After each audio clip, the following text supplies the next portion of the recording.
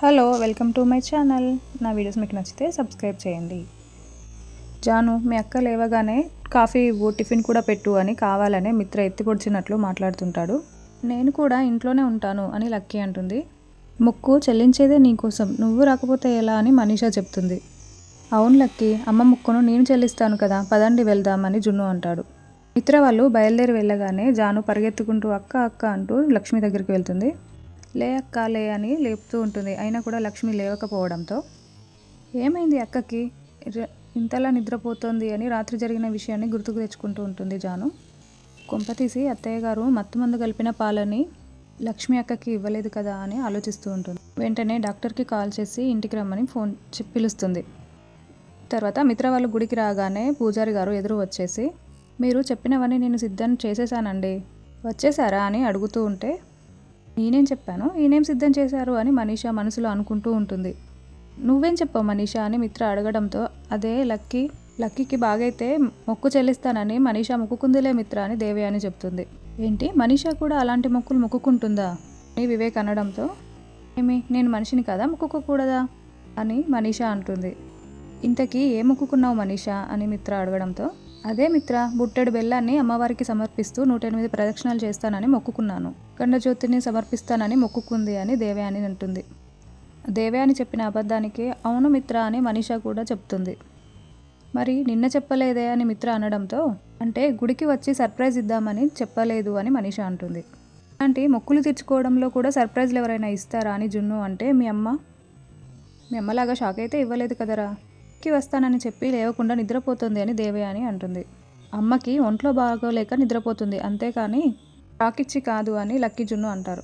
ఈ పిల్లల సపోర్టు లక్ష్మికి ఏంటంటే ఇలా ఉంది అని మనీషా అంటే, ముందు మిత్ర సపోర్ట్ నీకు ఉండేలాగా చూసుకో, వాళ్ళతో ఎందుకు నీకు అని దేవయాని అంటుంది. అఖండ జ్యోతిని సమర్పిస్తానని చెప్తున్నావు, అది ఎలా చేయాలో నీకు తెలుసా మనీషా అని వివేక్ అంటాడు. అదేంట్రా, ఏం తెలియకుండానే మొక్కులు మొక్కుకుంటారా ఏంటి, మనీషాకి అన్నీ తెలుసు అని దేవయాని అంటుంది. అవును, నాకు అన్నీ తెలుసు, తెలిసిన తర్వాతే మొక్కుకుంటాను అని మనీషా చెప్తుంది. 108 ప్రదక్షిణాలు చేస్తూ అఖండ జ్యోతిని సమర్పించడం అంటే అది చాలా కష్టమైంది. ఎందుకు మనీషా ఇంత కష్టమైంది కోరుకున్నావు అని మిత్ర ప్రశ్నిస్తూ ఉంటే, అదేంటి మిత్ర, లక్కీ నీకు కూతురైతే నాకు కూతురు కాదా, మరి ఈ మాత్రం కోరుకోకూడదా అని మనీషా అంటుంది. త్వరలో మనం పెళ్లి చేసుకుంటే లక్కీకి మనం అమ్మా నాన్నలమే అవుతాం, మరి నీకు ఎంత బాధ్యత ఉందో నాకు కూడా లక్కీపై అంతే బాధ్యత ఉంది కదా అని మనీషా అంటే, అవును, లక్కీకి బాగోలేని రోజున మనీషా ఎంత తల్లడిల్లిపోయిందో, మనీషాలో తల్లి ప్రేమను చూశాను అని దేవయాని అంటుంది.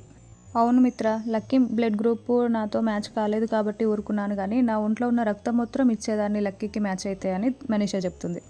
Thank you so much Manisha, lucky కోసం నువ్వు అలవాటు లేని ఇంత కష్టమైన పూజలు కూడా చేస్తానని మొక్కుకున్నావు, తల్లిని లక్కీకి అమ్మను అని నాకు భార్యను అని చెప్పుకునే లక్ష్మి మాత్రం ఇంట్లో నిద్రపోతుంది అని మిత్ర చెప్తాడు. మనలో మనకు థ్యాంక్స్ ఎందుకు, పద పూజను మొదలు పెడదామని దేవయాని మనీషాని తీసుకొని వెళ్తుంది. మిత్ర వాళ్ళు గుడి లోపలికి వెళ్ళగానే, ఏంటాంటీ ఈ మొక్కు తీర్చుకోవడం లాంటివి నాకు చాలా కష్టం కదా, నేను ఇంతకుముందు ఇలా మొక్కు తీర్చుకోవడంలో లక్ష్మి దగ్గర 2 సార్లు ఓడిపోయాను, నా వల్ల ఇది అవుతుందంటారా అని మనీషా దేవయాని అడుగుతుంది. లక్కీ కోసం ఏమైనా చేస్తానని ఇప్పుడే భారీ డైలాగులు కొట్టావు కదా మనీషా, మరి ఇంతలోనే ఇలా వెనక్కి తగ్గుతున్నావేంటి, వెనక్కి తగ్గావంటే మిత్ర దగ్గర నువ్వు మంచి పేరు ఎలా తెచ్చుకుంటావు, నీ వల్ల అవుతుందిలే అని దేవయాని అంటుంది. ఏమో ఆంటీ, ఇంతకు ముందులా ఇప్పుడు కూడా నేను ఓడిపోతే అని మనీషా అంటే, ఇప్పుడు లక్ష్మి ఇక్కడికి రానే లేదు, నువ్వు ఎలా ఓడిపోతావు, నువ్వు మరీ ఎక్కువ టెన్షన్ పడకు, పద మనీషా అని దేవయాని అంటుంది.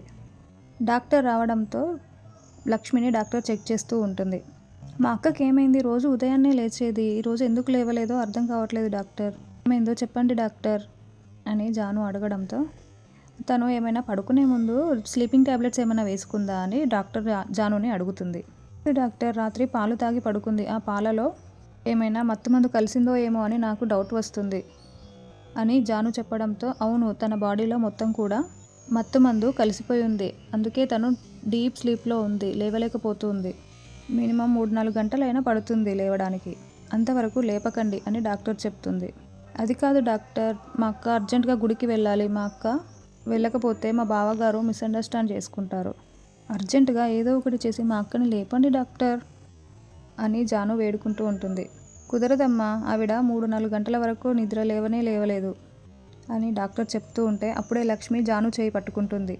మా అక్క మెలకులోకి వస్తుంది, నా చేయి కూడా పట్టుకునింది డాక్టర్ అని. చూడండి డాక్టర్ ఒకసారి అని జాను చెప్తుంది. తన బ్రెయిన్ కాన్షియస్లో ఉన్నా కూడా బాడీ అంతా మత్తుమందు ఉంది. అందువల్ల తను లేవలేకపోతోంది. కాబట్టి తను ఇప్పుడప్పుడే లేవలేదు, లేవాలనుకున్నా కూడా లేవలేదు, జస్ట్ చేతిని పట్టుకునింది అంతే. 3-4 అవర్స్ తర్వాత కూడా తను నిద్ర లేవలేకపోతే నాకు కాల్ చేయండి అని డాక్టర్ చెప్పి అక్కడ నుంచి వెళ్ళిపోతుంది. అక్క, దేవయాని అత్తయ్య నాకు పాలిచ్చి పంపించినప్పుడే నేను అనుమానించాల్సింది. మనీషా, దేవయాని అత్తయ్య ఇద్దరూ కలిసి కుట్ర చేసినట్టున్నారు. మత్తుమందు కలిపిన పాలని నా చేతికి ఇచ్చారు, నేను తీసుకొచ్చి నీకిచ్చాను. నా వల్లే అక్క, ఇప్పుడు నువ్వు ఆ మత్తు కలిసిన పాలని తాగి నిద్రపోతున్నావు. ఇప్పుడు బావగారు నిన్ను అన్నేసి మాటలు అన్నా కూడా ఇదంతా నా వల్లే అక్క, సారీ అక్క అని జాను బాధపడుతూ ఉంటుంది. అమ్మ, ముందు మొక్కు చెల్లించుకొని రండి, తర్వాత పూజ మొదలు పెడతాను అని పూజారి గారు చెప్తారు. మనీషా, మళ్ళీ ఇంకొకసారి ఆలోచించుకో, ఇవన్నీ నీ వల్ల కావు కదా అని మిత్ర అంటాడు. అదేంటి మిత్ర, నువ్వు కూడా అలా మాట్లాడుతున్నావు అని మనీషా అంటే, ఎందుకంటే ఇవన్నీ లక్ష్మి వల్లనే సాధ్యమవుతుంది అని మిత్ర అంటాడు. అప్పుడు వివేక్ కూడా, అవును, ఇంతకుముందు లక్ష్మి వదిన దగ్గర పోటీ పడి 2 సార్లు ఓడిపోయిన విషయం నీకు గుర్తుకు లేదా మనీషా అని వివేక్ అంటాడు. అదేంట్రా మీరిద్దరూ అలా మాట్లాడుతున్నారు, మనీషా వల్ల అవుతుంది, చేస్తుంది, చూస్తూ ఉండండి అని దేవయాని అంటుంది. అవును మిత్ర, చేస్తాను అని మనీషా చెప్తుంది. మొక్కు తీరుస్తానని చెప్పిన లక్ష్మి నిద్రపోతూ ఉంటే నేనే కదా తీర్చాల్సింది, నేను ఎలాగో మొక్కుకున్నాను కదా, పదండి ఆంటీ అని మనీషా చెప్తుంది. అప్పుడు జున్ను, లక్కీ ఇద్దరు కూడా ఆంజనేయ స్వామిని అడుగుదామని పక్కకు వచ్చి, ఆంజనేయ, మాకు సహాయం చేయవా? మా అమ్మ నా కోసం మొక్కుకొని నా కోసం అలసిపోయి ఇంటి దగ్గర నిద్రపోతోంది. మా నాన్నకేమో మా అమ్మ మీద మా అమ్మ రాలేదని కోపం వస్తోంది. నువ్వే ఏదో ఒకటి చేసి మా అమ్మను వచ్చేలా చేయి ఆంజనేయ అని మొక్కుకుంటారు. నన్ను వేడుకున్న తర్వాత నేను ఈ కష్టాన్ని తీర్చకుండా ఎలా ఉంటాను? దృఢ సంకల్పంతో మీ అమ్మ మొక్కుకుంది కాబట్టి నిజంగా మీ అమ్మే తీరుస్తుంది, అది జరిగే తీరుతుంది. మీ అమ్మాయి వచ్చి మొక్కు తీర్చుకుంటుంది పిల్లలు అని ఆంజనేయ స్వామి ధైర్యం చెప్తాడు. లక్ష్మికి కొంచెం మెలకువ వస్తూ ఉండటంతో అక్క, లే అక్క అని జాను లేపుతూ ఉంటుంది. వెళ్ళి కొంచెం వాటర్ తీసుకురా జాను అని లక్ష్మి చెప్తుంది. అప్పుడు జాను పరిగెత్తుకుంటూ వెళ్ళి వాటర్ బాటిల్తో వాటర్ తీసుకుని వస్తుంది. మొహంపై నీళ్లు చల్లుతూ లేపుతూ ఉంటుంది. లక్ష్మి తలను కొట్టుకుంటూ లేవడానికి ప్రయత్నిస్తూ ఉంటుంది. అందరూ ఎక్కడున్నారు అని లక్ష్మి అడుగుతుంటే, అందరూ గుడికి బయలుదేరి వెళ్ళిపోయారక్క, నువ్వు గుడికి వెళ్ళలేదని చెప్పి బావగారు నీపై కోపంగా ఉన్నారు అక్క అని జాను చెప్తుంది. నేను రెడీ అయి తొందరగా గుడికి వెళ్ళాలి జాను అని లక్ష్మి లేవలేక లేస్తూ ఉంటే జాను హెల్ప్ చేస్తూ ఉంటుంది. తర్వాత మనీషా అఖండ జ్యోతిని మోయటానికి రెడీగా నిలబడి ఉంటుంది. అక్కడున్న ఆడవాళ్ళందరూ జై భవానీ అంటూ అఖండ జ్యోతిని మనీషా తలపై పెడతారు.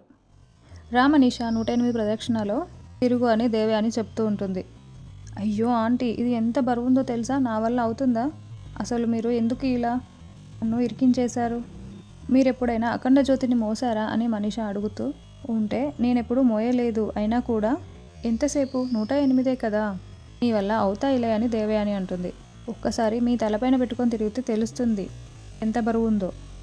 నా మెడ విరిగిపోయేలా ఉంది, అసలు దీన్ని తల మీద పెట్టుకొని ఒక్క అడుగు కూడా వేయలేకపోతున్నాను. అలాంటిది 108 ప్రదక్షిణాలు తిరగడం అంటే నా వల్ల అవుతుందా? నిజం చెప్పండి, మీరు నన్ను చంపేయాలనే కదా ఇలా ప్లాన్ చేశారు అని మనీషా అరుస్తూ ఉంటుంది. అయ్యో మనీషా, అమ్మవారి అఖండ జ్యోతిని తల మీద పెట్టుకొని ఏంటా మాటలు? అలాగైతే మిత్రతో నీకు పెళ్ళి ఎలా అవుతుంది? అలాంటి మాటలన్నీ మాట్లాడకు.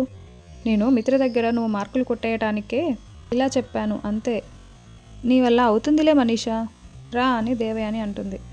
అబ్బా, ఇది మోయలేక నా మెడ అప్పుడే పోతుంది అని అమ్మ తల్లి 108 ప్రదక్షిణలు తిరగటం నా వల్ల ఎన్నో కొన్ని తిరిగేసి 108 అయిపోయాయని మేనేజ్ చేసేస్తాను, నువ్వు నాకు కొంచెం కోఆపరేట్ చేయాలి అని మనీషా అమ్మవారికి మొక్కుకుంటూ ఉంటుంది. అప్పుడే మిత్ర, వివేక్ అక్కడికి వస్తారు. మనీషా, నీ వల్ల అవుతుంది కదా, నీ వల్ల కాకపోతే ఇప్పుడే డ్రాప్ అయిపో అని మిత్ర చెప్తూ ఉంటే, అదేంటి మిత్ర అలా మాట్లాడతావు? లక్కీ కోసం నేను 108 ఏంటి, దీనిపైన ఇంకో 5-10 కిలోస్ పెట్టినా కూడా నేను 1000 రౌండ్స్ తిరగగలను అని మనీషా చెప్తూ ఉంటుంది. అయ్యో మనీషా, మిత్ర అంతలా చెప్తున్నాడు కదా, డ్రాప్ అయిపోవచ్చు కదా అని దేవయాని చెప్తూ